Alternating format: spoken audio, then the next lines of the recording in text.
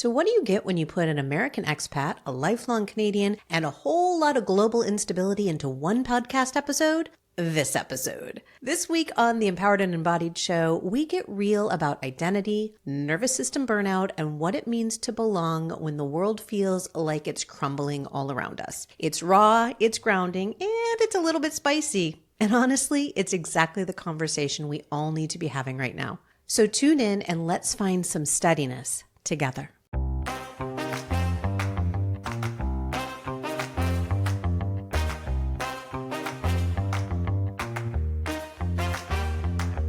Hi there. Welcome to the Empowered and Embodied show. I'm Kim Romaine. And I'm Louise Neal. We're two transformational coaches who are also fellow travelers on the path of growth and self-discovery.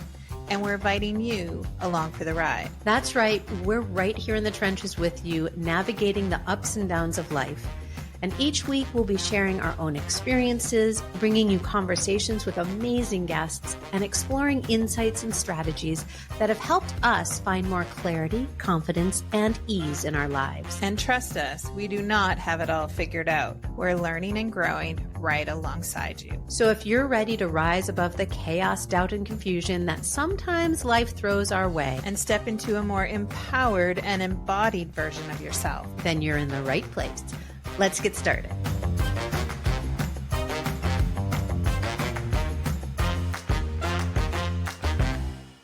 Well, hello, everybody. Welcome back to another episode of the Empowered and Embodied show.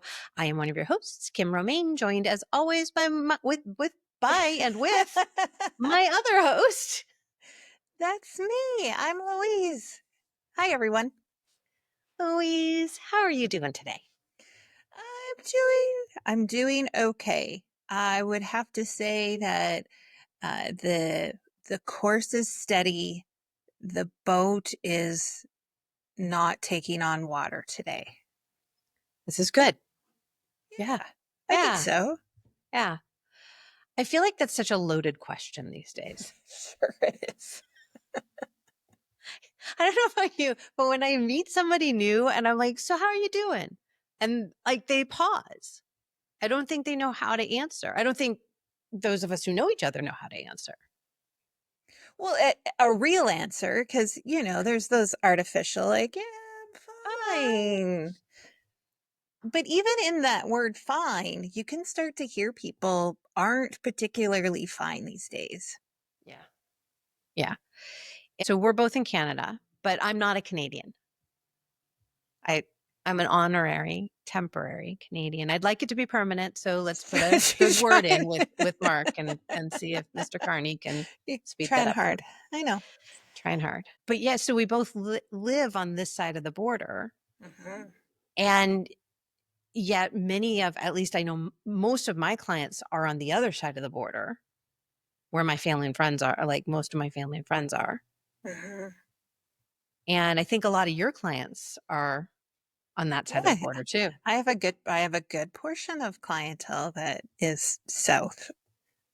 Yeah. And it's interesting. There are very interesting conversations that are happening right now. For sure. Yeah. Because we're in interesting times. We are. I'm not one to say the word unprecedented because we're always in unprecedented times. Like, where was the precedent set? But this is a time like we've never experienced in our lifetimes before. Yeah. And it feels unsettling. It does. It's very interesting. I'm going to use that word a lot. You could have a drinking game if you're listening to this with your friends, because I think this word's going to come up a lot. And I'm finding that with the current external situation that is happening, I am discovering things about myself that I didn't know before. We've talked about this before, Kim, right? Like when there's somebody kicking sand in the sandbox, you start to say, well, hey, I don't like that. Or, hey, I don't like sand in my face or in my underwear or wherever, right? It starts to feel pretty uncomfortable. And instead of just playing in your own corner or letting everybody play in the sandbox, it's actually like starting to interfere with like how I'm playing and what I'm doing and how I'm thinking about myself. Yeah. It's interesting. It's interesting. It's interesting. Yeah, it feels it's so funny. So I went last week. I went to an in-person networking event here. Literally knew nobody in the room. And I wasn't hiding that I am not Canadian. I wasn't hiding that I'm an American. That would be disingenuous. But I wasn't offering it up. And So you didn't walk in with your flag t-shirts on or not waving my some flags. red, I white, don't and even think blue? I have a US flag, to be quite. I have Canadian flags. I don't know that I have a US flag. In fact, I don't. I know I don't. But I mean, and this is coming from a person who has never been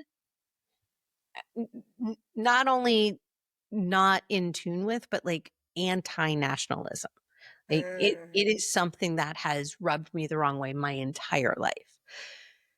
That said, I'm standing there and we're having a conversation, and the couple of women overheard that I had done work with, or that I do work with, nonprofits, and they asked which ones, and I said, "Well, they're out of province."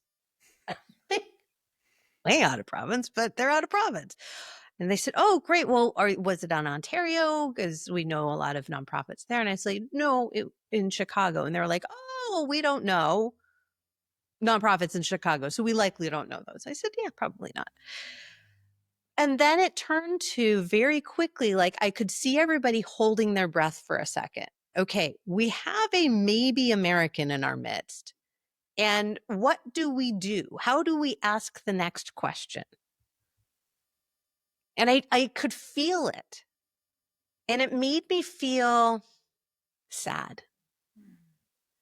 It made me feel really, really sad, because that's not that. I mean, talk about unprecedented. That's not what I've ever known, is to, right, meet a Canadian and be like, "Oh, what are you doing here?" Or to feel out of place as an American in Canada. Absolutely. And again, this is not from that place of nationalism. And so, they asked me questions like, "Do you like it here?" "Yes, I love it here." Like very quickly, yes. They had all sorts of questions. And I find it fascinating because 6 months ago, 8 months, well, for sure 6 months ago, for sure a year ago, they wouldn't be asking me questions about the United States. Might Well, be, like, "Oh, where did you live?" sure. "Oh, I might know where that is." Yeah. Yeah. Right? In my 3.5 years or 3 years prior to this election, only thing anybody ever wanted to know is where I lived, and they might know on a map where that is. Mhm. Now they had all sorts of questions. And I could see they were as uncomfortable as I was. We got through it, but it was and it was a lovely conversation. And but it was so interesting, because just being in a room as an American living in Canada feels different now. Yeah. So talk about that sandbox thing, right? It's like I'm not even in my quote unquote sandbox, who I like. Yes, I'm an American citizen. And what does that mean? It means I happen to be born in that country. As far as I'm concerned, that's what it means to me. That doesn't mean anything else. Yeah. Really starting to question what it feels like to be an American, what it Yeah. means to be an American. Yep. Yeah. I've known about the privilege of growing up in the United States. There's a lot that came with that, but it has been so challenging to my nervous system to try and navigate the last several months. between traveling between here and there, what, who needs to see what, like, right? I don't love having to deal with authorities anyway. Like border crossings always made me nervous.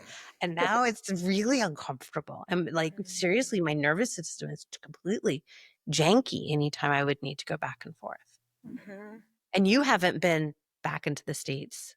Like you I went have last summer. not.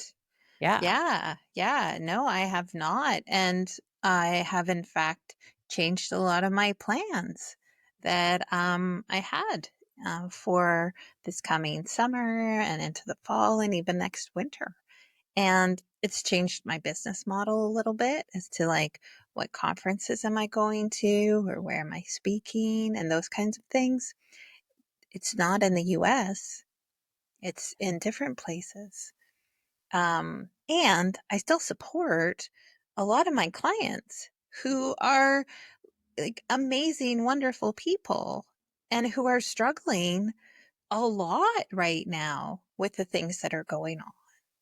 And it's fascinating to me to hear about this America that's on the news and all of those big things that are going on and it's super impactful to me as a Canadian. And yet the people on the individual basis who I'm talking to are really, really struggling with the right with the same thing I'm struggling with, just in a really different way. Yeah. You were talking to me about a client of yours when we started thinking about the conversation we wanted to have Yeah. today. Do you want to Yeah. share just a little bit about what that conversation was like?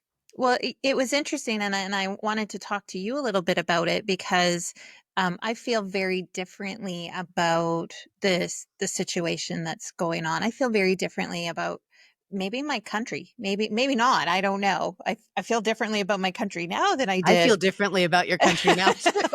than 6 months ago. But there's might be a maple leaf tattoo in my future. Let's just say. And so my client was because of this cognitive load that we all carry, right? Like this noise and this static that goes on, it can pull our attention away. I have I have clients that are constantly checking in on their phones and who are very distracted by what's happening and very impactful, very upsetting. And some people can try to do strategies to turn that off. But this one particular client was like, I I can't turn it off, was the statement. And I said, why not? It's my duty to be putting my voice and my reasonableness into the ring. It's my duty to be vocal about what's wrong with the situation and how to make it right. It's my duty. That's something I need to do. When I don't do it, it feels very disingenuous. So for them, it was a complete like disconnecting, felt so disingenuous to who they are. And I was like, wow, that's a lot of shit to carry that you didn't have to carry before. And yet we did. So I'm going to now speak from that, like, yeah, I'm living here, but I spent 50 years in the States, living in the States. And whether or not we know we're carrying it, we already were carrying it. Not everybody. Lots of people are disillusioned. That's that at least 30% of the country are disillusioned. And so maybe they're not carrying it. And that's okay. And I know myself, many of my clients, if not all of them, probably all of them, because I know every single one of them I've had some semblance of this conversation with, is carrying and has been carrying prior to this election this duty, right? Right? There is a duty. I need to be informed. I need to know what's happening in my country so I can do what I am able to do in my country. It is, I don't know if that's just like in our American DNA. I don't know that if it's right, if it's part of being born in the United States or living for an extensive amount of time in the United States. I don't know. But I feel like most people, and it doesn't matter, and it hasn't historically mattered what side of the aisle you're on. And now there doesn't even feel like there's an aisle, but like it doesn't matter what political leaning you may or may not have. There's this sense of, and again, this is coming from somebody who has never felt aligned with nationalism, any sense of nationalism. Did I enjoy 4th of July parades? Yeah, sure. Love fireworks, whatever. But I didn't, it wasn't flag waving time for me. And yet I know coming here, my experience with the politics of my country is very different than anybody I've met here with the politics of this country. And it did carry it. There was a carrying, like we were always carrying it there. We were carrying, what do we need to do for our community? What do we need to do for our state? What do we need to do for our country? It can be in the back of our head, but we knew we had a duty to do that. And now it feels like, yeah, I guess I still have that, but nothing is happening the way that, and we don't love this word, the way that it should. It's happening so out of alignment with everything that Americans know to be true that it feels so disorienting that now there is a heavier load to be carried. That's what I'm sensing anyway. Yeah. Yeah. Well, so here as a Canadian, and I'm speaking from my experience and right, the community and the people that I know, it's very different because we kind of hold this like quiet nationalism, right? And we're really proud of our reputation outside of the country, like super proud of a lot of things that Canada does globally. And yet when we kind of like pass each other on the street or even like walking down the street, you don't necessarily see this boisterous like nationalism, right? It's No, we leave that very south. it's very quiet. We're proud, but we're not loudly proud of it. Like we don't have to talk about it as we're passing this in the street, except lately. Except lately, we talk about it all the time. And what does it mean to be Canadian? And how do we support and love one another across this very diverse country, this very large country? And how we're all starting to come together on like a provincial level, a community level, a federal level. It's fascinating for me to see. It's fascinating to walk down the street and see people with Canada flags Right? flying on their porch. It's like, Especially what the here. hell is that? Especially in Quebec. Especially here It's in like, Quebec, there's like no 3.5 years here, and like I have seen a couple of Canadian flags outside of like at schools. It's always the Quebec flag, and now like driving down the yeah. street, they have the flags on the car. They have Oh, that. yeah. Like, what is happening? Yeah. I'm like, is there another envoy approaching Ottawa? Like, what's going on here? Well, what's so fascinating is how quickly the flag got Oh, reclaimed yes. Oh, because people yes. had Right. turned away from the flag because of that convoy. Yep. Which right? It's like, and I feel that again with the US flag. It's right. It's like people who I know who have been proud to fly the flag, right? Deeply proud of their American roots are now saying, I don't know that I want to do this. And I'm like, well, welcome to the club. But right? I mean, Yeah. but I understand how it hurts them. Whereas it's so funny because the way that I have experienced the certain people, not all, right? Everybody's different, but certain people clinging to the flag and clinging to the ideals of what America has always been feels, I'm going to use that word again, it feels sad, because it's almost like, again, I'm living between two worlds here, and recognize the privilege in doing that. But this place of being here in Canada, where it's clear there's pride, there's a lot of Quebec pride too, right, which is separate from Canadian pride, and yet the pride of both is held fairly loosely. More Canadian pride being held loosely outside of this province. And in this province, they do hold on to their Quebec pride a little tighter. It's a little bit different, but not to the extent that I experienced people holding on to that nationalist pride in the States. And the thing that makes me sad is how not only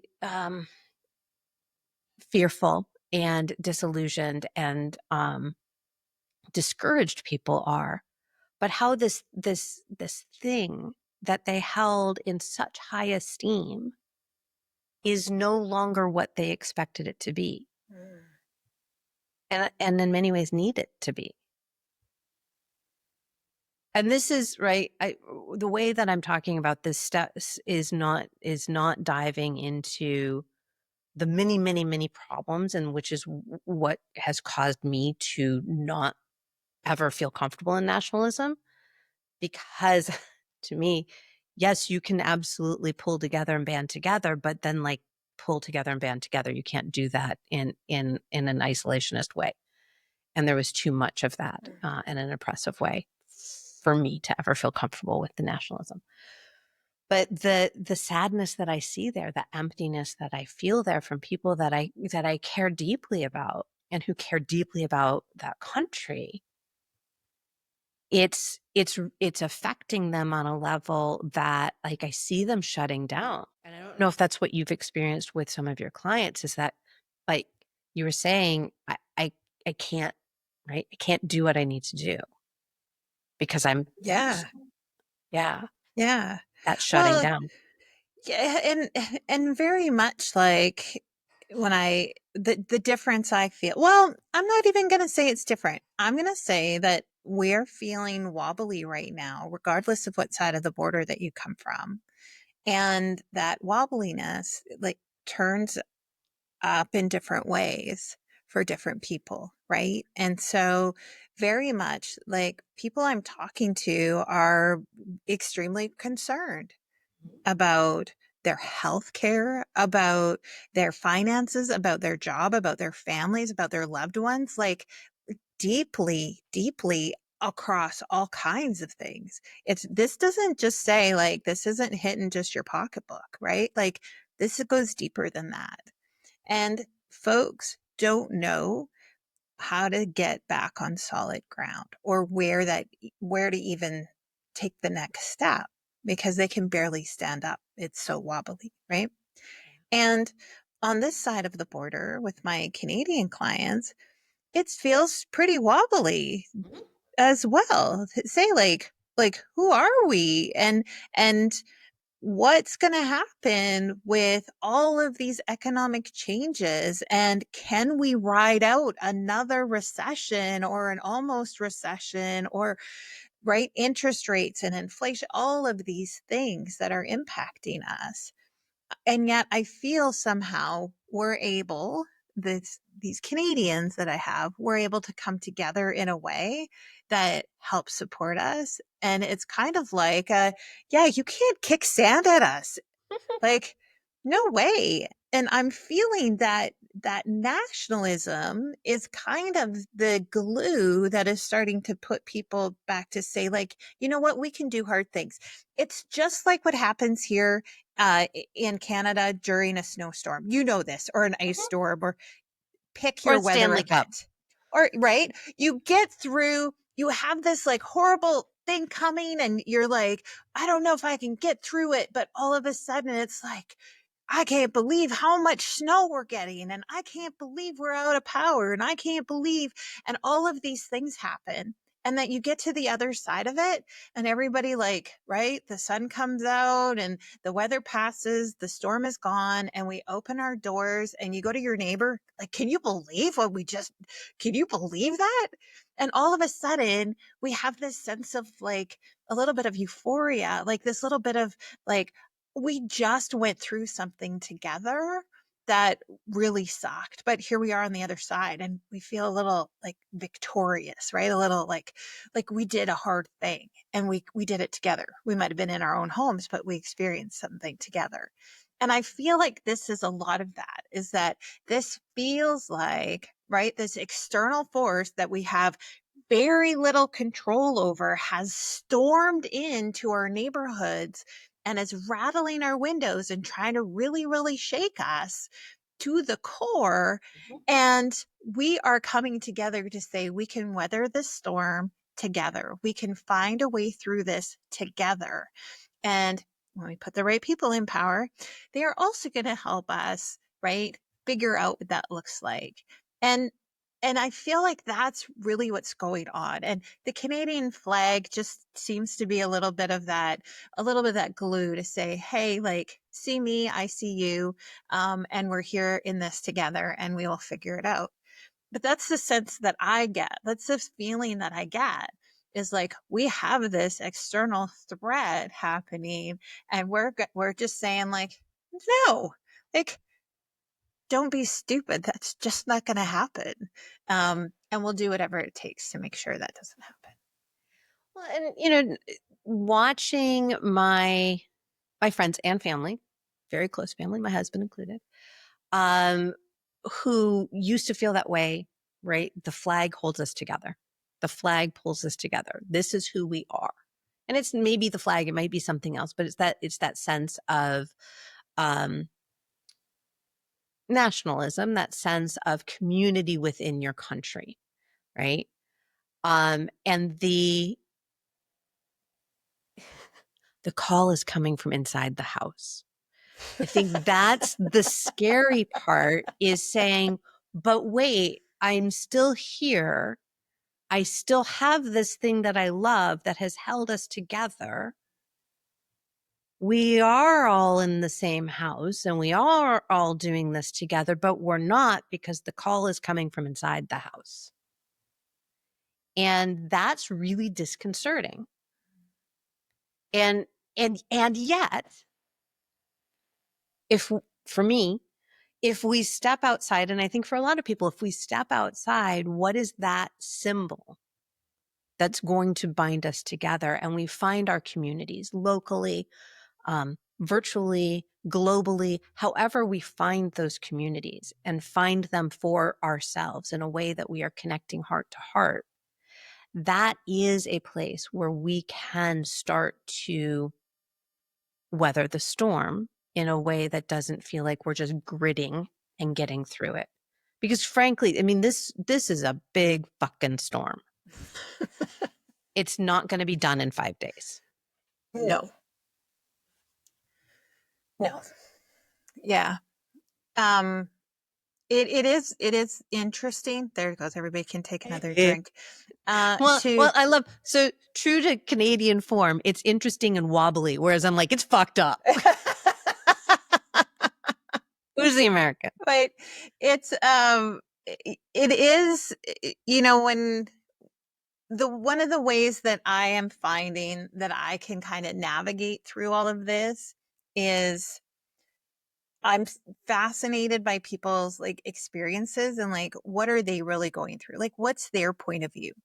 And to try to understand what that is. I don't know what I'm doing with that. It's just knowledge, right? It's just data. And through that curiosity, I think comes connection, because it's very non-judgmental, right? I just want to know like how you're doing and what's going on and how are you navigating some of these really unprecedented times, really, in our lifetimes anyways.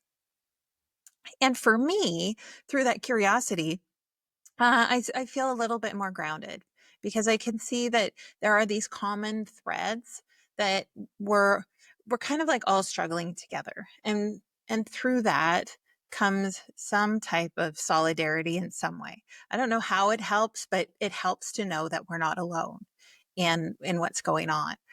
And community has been a really big thing for me too, like in person community, finding people local to really share in something that feels like I can share the burden of what's happening with others in community.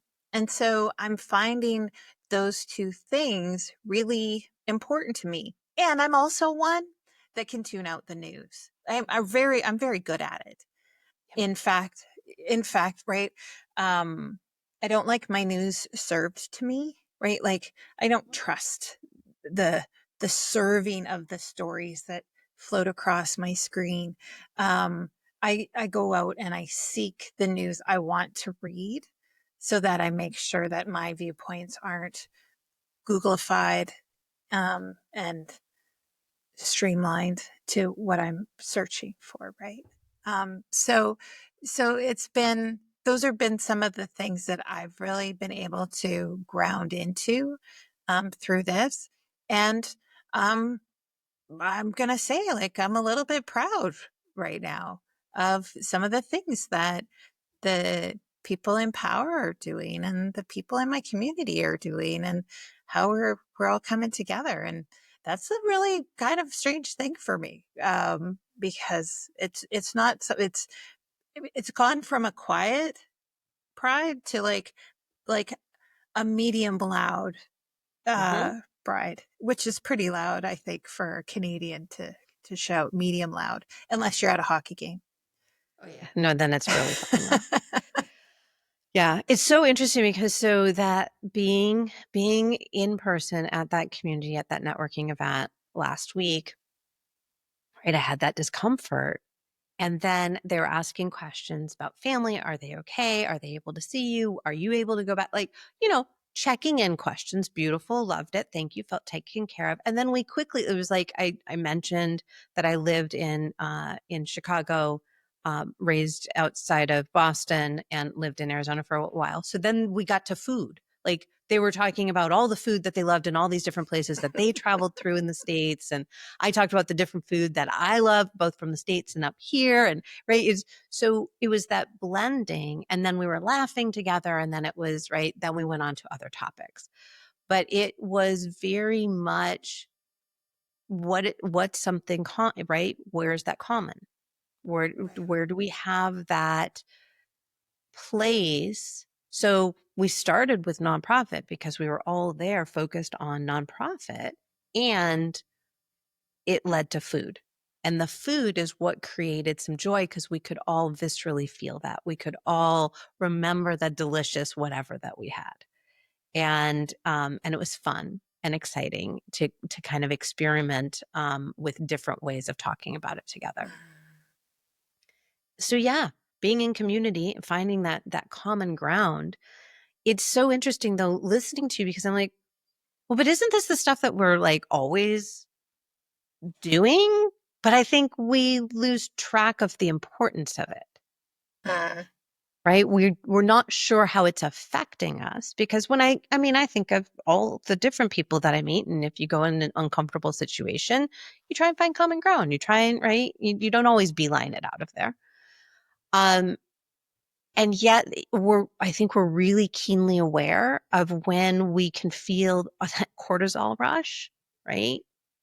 And when we are able to calm ourselves down and how different it feels from that place of discomfort, that place of nervousness or anxiety, that place of being checked out. Like we know what it feels like to be checked out and doom scrolling. And we also know what it feels like to be connected. And so, how do we lean more into the things that we already have access to support ourselves through all of this, right? We just don't we never The reason why unprecedented is a word that I haven't always loved is we don't ever know what's going to happen tomorrow. So if we say it's unprecedented, well, it's just a new day. I know it's more than that, but it feels like tomorrow is another day. We don't know what it's going to bring. Could it bring another shitstorm that we haven't expected? Sure, absolutely. Is it likely to? Kind of feel like it at this point. Yeah. I know exactly what to do for myself. I know how to start my day. So I'm starting from a grounded, centered place. I know how to end my day. So I go to bed easier. So I'm not up ruminating all night long or nervous, and doing damage to my body. Mm-hmm. And in the middle of the day, I know how to take care of myself too, right? Yeah. Taking breaks, using my crystals. Like I'm always holding a crystal now because it's really very grounding for me.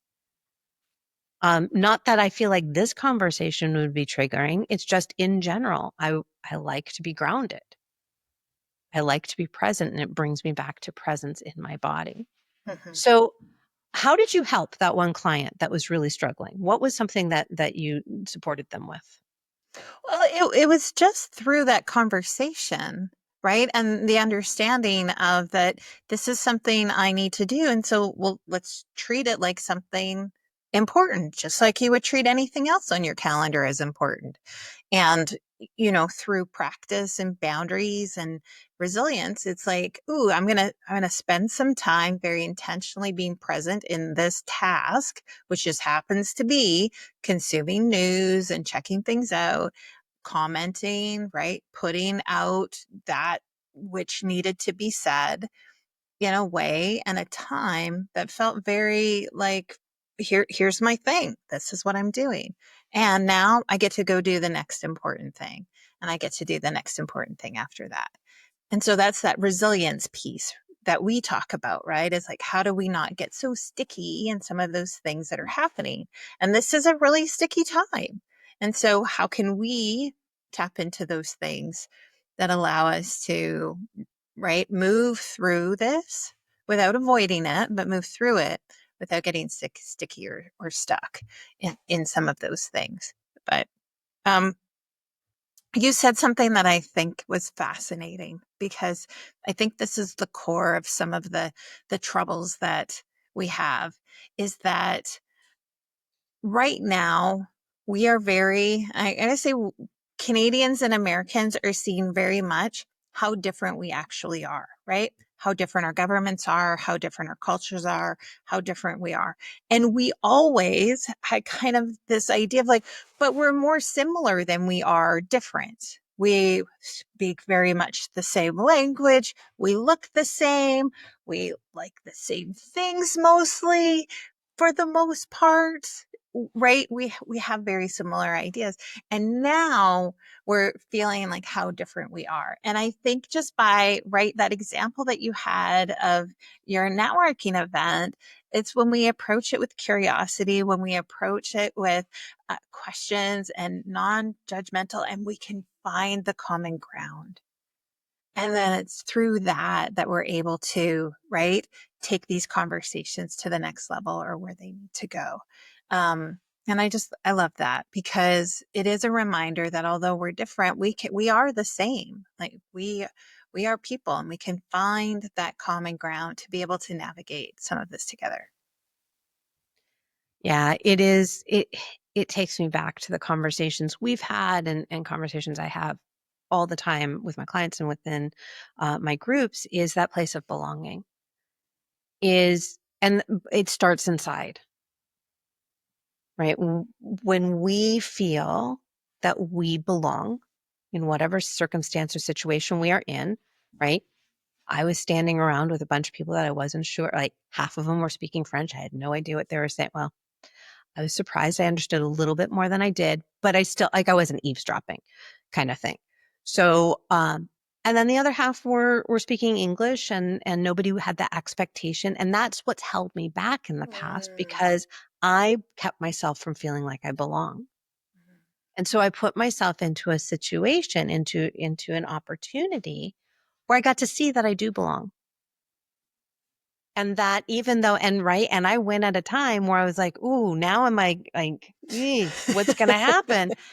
And absolutely, they were right. Yeah. I was enveloped into the community that was there, and it was lovely, and it was meaningful. And I think that's where, when we're starting to feel, whether we feel isolated because we've spent so much time focusing on or hyper focusing on what's outside of our control, all the shit that's flying at us, right? Mhm. When we hyper focus on that, we're feeling isolated. And when we feel isolated, we definitely don't feel like we belong.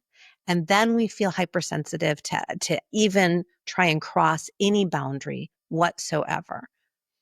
And so I do think it starts with, not think, I know, like I'm gonna own it here. I know it starts with understanding that feeling. And I'm so happy that your client brought it up and said, this is what's going on, because that's the first step to start making change. And whether shit's flying at us or not, this is the work that we need to be doing. And if you haven't started doing that work, if you haven't started to recognize when things don't feel right, when you feel shut down, when you feel isolated, then now might be a really great time to say, do I feel good? It can be a hard no really fast for a lot of people right now, and that's okay. What doesn't feel good inside of me? Like, add that to the end. What doesn't feel good? All the shit flying out at me, all the crazy shenanigans that are going on that I have no control over, and I need somebody to stop. I need a grown up in the room. Friends, we may or may not get a grown up in the room. We get glimmers of that from time to time. And yet, what do we do for ourselves? Particularly, and again, right, I work with a lot of people doing social impact and social change. Like, you are the grown up in the room, but what room are you in? You might not be in that room over there that's really loud and going out of control, but you're in a room. You are that grown up. So what can you do for yourself? I make it sound easy. It's not. And it's important that we do this work. Yeah. It comes down to, who do you want to be? Who do you want to be in this crisis? Who do you want to be getting through these unprecedented times? Like, who do you want to be?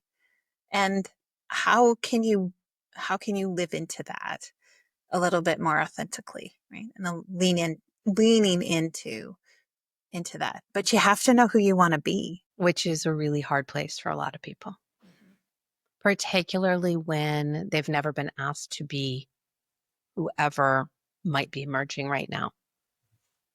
We have, and I'm going to go woo here for a little bit. We have a lot of stuff shifting, a lot of stuff moving, a lot of cosmic shifts. Whether you look at human design, whether you look at astrology, whatever format you're looking at, it is unprecedented. There are shifts that have not ever been seen in anybody's lifetime who's currently alive. There are shifts that are happening that haven't happened for over 500 years. There are shifts that haven't happened since 500 BCE. So, like, we've never experienced whatever that energy is going to come with that. Again, it's not about reading your horoscope. It can be enlightening and interesting, and understand what you're feeling as things are shifting.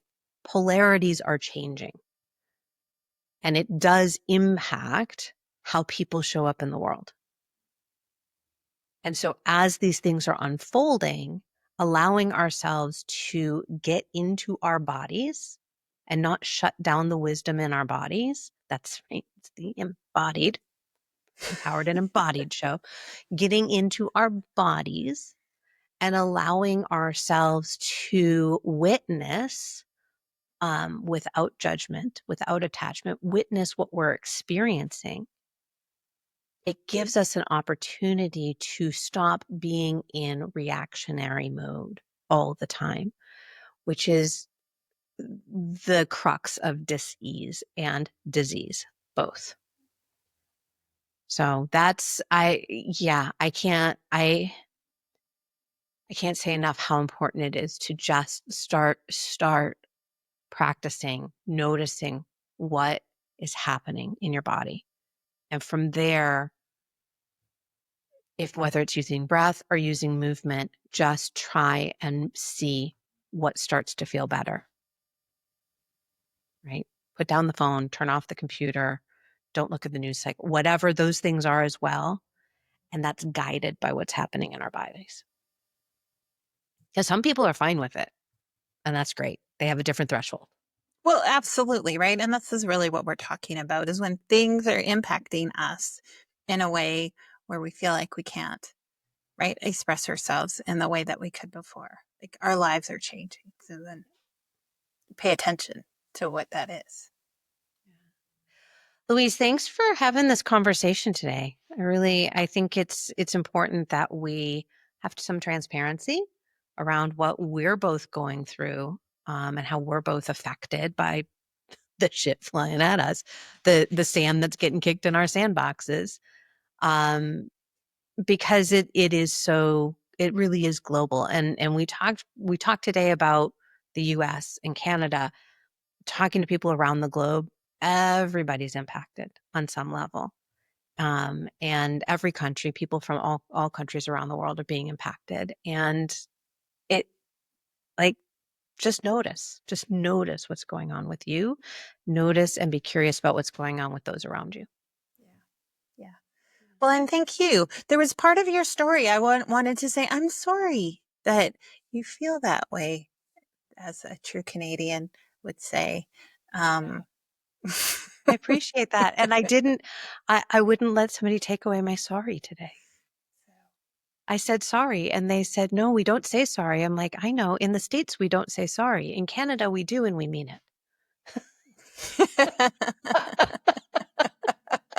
So I don't want you to take away my sorry. Fabulous. Well, I am not sorry we had this conversation today. And I'm really glad that we did too. Same. It's important. Yeah, Yeah. absolutely. Quickly before we say goodbye, what do you have going on that you would like people to know about?